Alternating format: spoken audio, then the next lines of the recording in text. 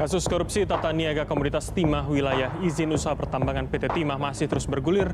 Kejagung menyebut hingga saat ini masih terus menghitung jumlah total kerugian dari dugaan tindak pidana korupsi yang menyeret banyak pihak ini. Kapus Penkum Kejagung, Anang Supriyatna mengatakan bahwa penggeledahan dilakukan untuk mencari bukti kasus baru yang sudah di tahap penyidikan. Perkaranya terkait dengan dugaan korupsi ekspor palm oil mill Infun pada 2022. Mantan Menteri Pendidikan Nadiem Makarim ditetapkan sebagai tersangka dalam kasus dugaan korupsi Lampung. Komisi Pemberantasan Korupsi terus menyelidiki dugaan korupsi dalam pengelolaan kuota haji di Kementerian Agama periode 2023 hingga 2024. Hari ini aku buka laptop.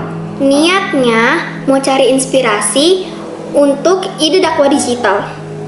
Tapi yang aku temukan justru bikin sesak dada. Kasus korupsi di mana-mana. Dari pusat sampai daerah. Dari proyek jalan hingga dana sosial.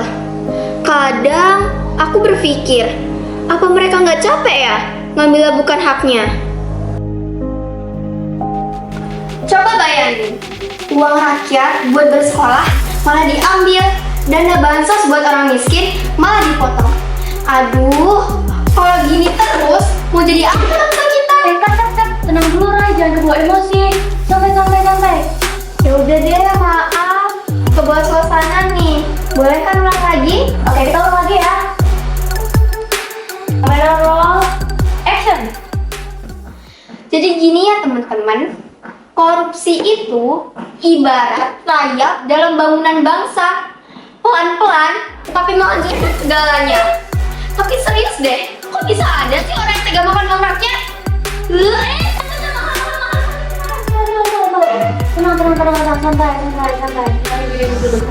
Santai. Aduh, maaf. Kebawa suasana lagi nih. Janji deh yang terakhir, kita tag lagi yuk. Awas ya, Iya. kebawa suasana mulu sih. Teman-teman, bangsa ini gak bakal rusak kalau pemimpinnya jujur. Kita punya contoh nyata dari Muhammadiyah, yaitu Kiai Haji A.R. Fahrudin. Beliau jadi ketua umum pimpinan Pusat Muhammadiyah selama 24 tahun. Tapi tetap hidup sederhana. Naik becak, rumahnya kecil, bajunya biasa saja. Tapi pikirannya besar untuk umat dan bangsa. Bayangin, kalau semua pemimpin di negeri ini kayak Kiai Haji A.R. Fahrudin. Nggak rakus, nggak curang, nggak perlu korupsi. Karena beliau yakin, harta bukan ukuran mulia. Yang mulia itu kejujuran dan pengabdian. Mungkin kita nggak bisa langsung ubah dunia, tapi kita bisa mulai dari diri sendiri. Dari hal kecil seperti jujur saat ujian, amanah saat diberi tugas, dan gak tergoda hal-hal yang bukan hak kita.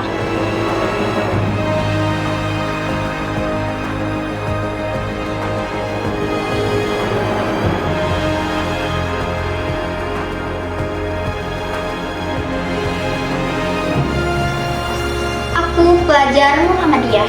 Aku ingin meneladani Kiai Haji A.R. Fahrudin agar aku gak cuma marah-marah karena negeri ini rusak, tapi jadi sebagian orang yang ikut memperbaikinya. Karena dari beliau aku belajar, pemimpin itu bukan cuma soal jabatan, tapi soal kejujuran dan keteladanan.